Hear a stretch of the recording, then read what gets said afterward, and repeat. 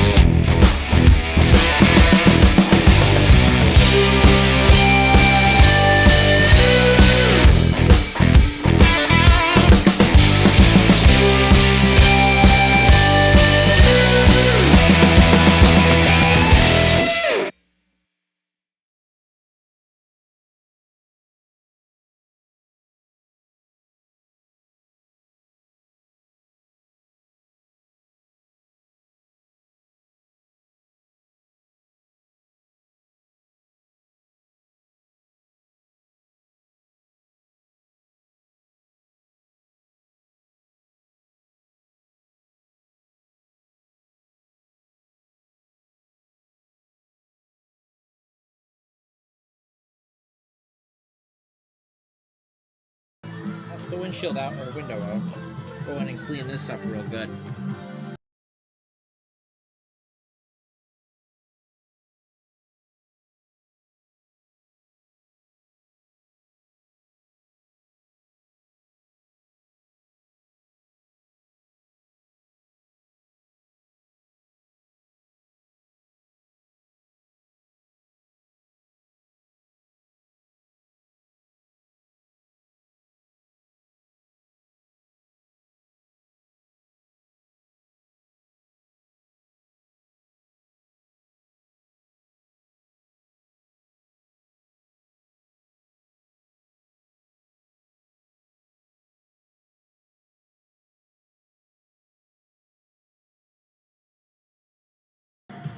Pull that out like that, and then you just take your old regulator tape out, and then you just gotta put your new tape in like this.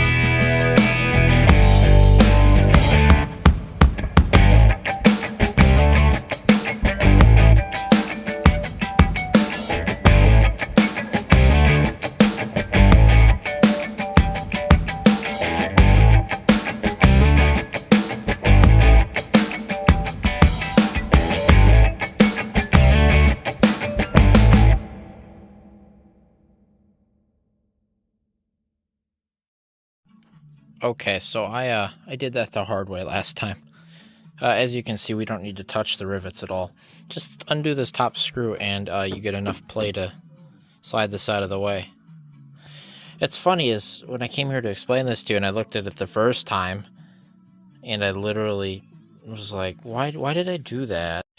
Anyway, you know I did that because I was reading the Chilton manual. That's why I did it. Chilton manual said something about removing the whole thing, and I think I kind of just followed the directions. Which, sure, perfect. That's actually not a terrible idea to do it that way the first time and then figure out the shortcuts later. This is the shortcut right here. Just undo that bolt. And what you do after that is you get your new piece on, right? And you kind of just feed it all the way down by hand.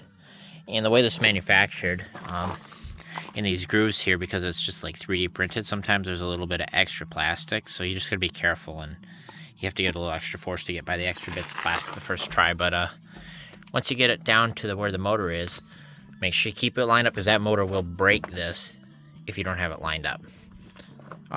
You just have it lined up and you just slowly tap the motor and feed it the rest of the way through until you get to a point here where you might be able to try bolt the window in. So, but we're not going to do that yet because I have a new window seal, which, as you can see here, this has been bad for a while. They filled it with crap. So we're going to put that new window seal in, and then we'll put the window in.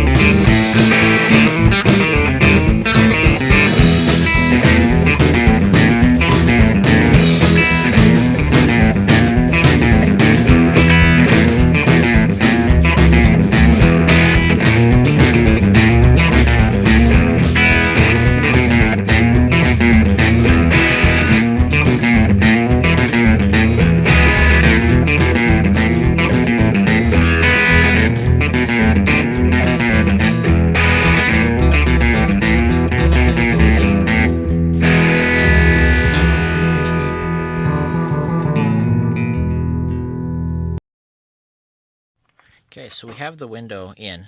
As you can see, I let the motor down to get it so I could slot the window in.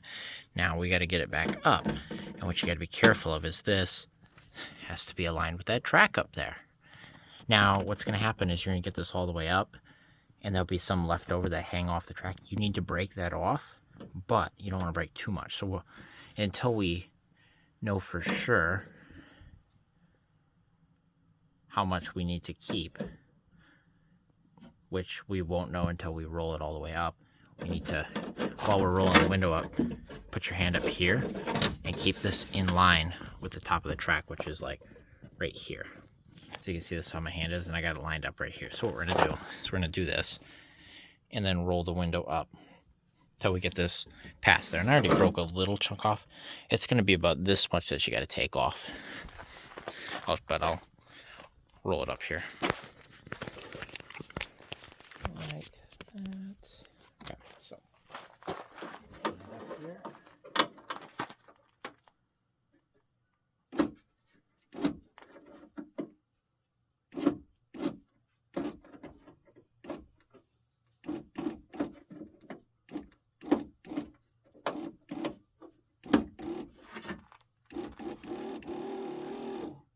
Okay, now that we're all the way up, we're going to come in here and feel.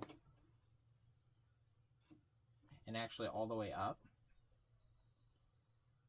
is what we don't. We're clear, so it makes it all the way up. So we gotta roll all the way down now.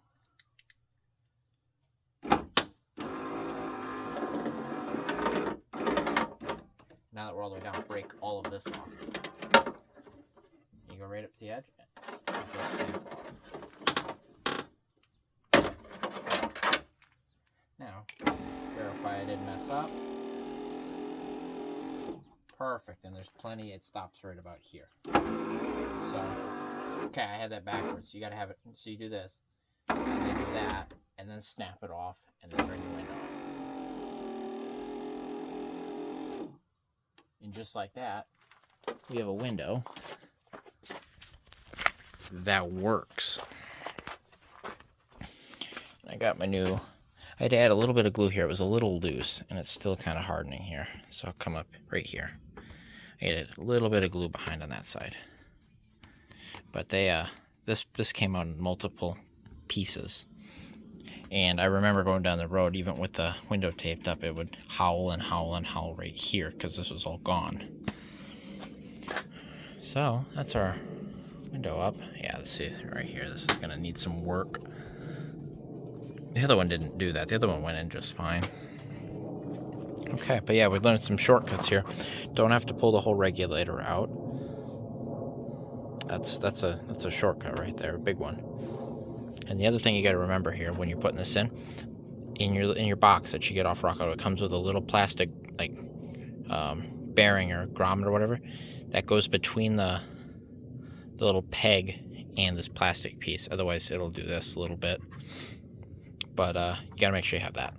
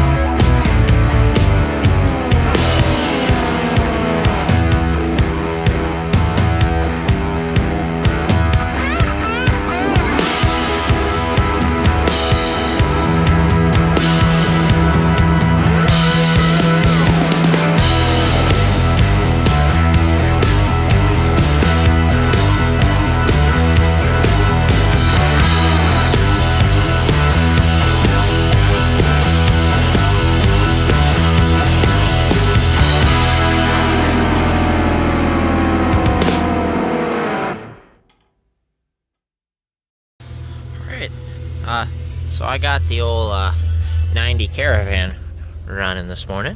Wanted to show you guys what we got done last night. Got the old door panels on. Got these lovely mirrors. If you notice, these are a different color than they were. So and they don't move. Ended up going to a salvage yard and getting a hold of 2 mirrors and putting them on. I painted these with a plastic like bumper and plastic paint. And they turned out pretty dang good. But I paid $50 each for those. One was off an 88 Voyager and one was off an 89 Grand Caravan. But they look pretty good. Yes, they do. So yeah, we got the mirrors on, got the door panels on. All of the windows work now. Look at this.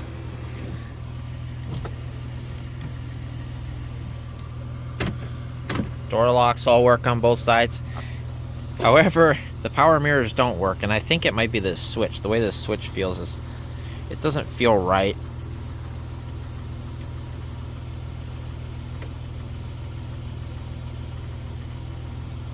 So like, I'm pretty sure this switch is bad, but it doesn't matter. What I was worried about is getting them so they don't, you know, waddle or like face down, and these ones are solid, so the mirrors themselves are good. It's just something with the switch or the wires connected to it, which could be in that door harness once again. That wouldn't surprise me. But everything else works. All the lights work. That finishes up the interior, except I gotta get those put in, which I think I need longer screws because the carpet molding I used is thicker just a little bit, so I can't get them started, and I can't get them lined up. If I could get them lined up, I probably could get away with it, but once we get those in, then we can get the bench seat in. But that's it, really. Notice we got those hubcaps I found off of that 93 in here. I was gonna see how they looked on here, because right now we've got the trim rings with the chrome center caps, and then they're paint matched in the center for the vehicle. That's cool and all, and I like that. And I wanted to try the solid hubcaps. And obviously I could switch back and forth if I want to. So what I might do is I might put them on this side and then leave the other ones on this side, and we'll see what we think here. We'll see how they look. Other than that, I was getting that nasty tick noise when it got warm, and I'm not quite sure what it was, but right now what I got going on is I put a little bit of seafoam in there just in case the sticky lifter or something, so when the oil warms up and gets a little thinner, it can't keep itself pressurized. But yeah, so we put I think, 4 ounces of seafoam in it, or 5 ounces or whatever. And we're gonna see right now if that will help or not, so I'm letting it run right now. Well, that's pretty neat. I didn't think it would be that quick of a result, but I put that seafoam in there. It's warmed up now. It sounds perfect. No noise at all. So it had to have been a sticky lifter then, in which case when the engine got warm, your oil gets a little thinner, in which case your lifter can't keep pressure because of a clog or whatever, and that seafoam literally seems to have taken care of it. We'll see. I mean, obviously I want to drive it around a little bit, but it would be ticking by now. It didn't take that long for it to warm up and start ticking, but it's gone. It's completely gone. That's amazing.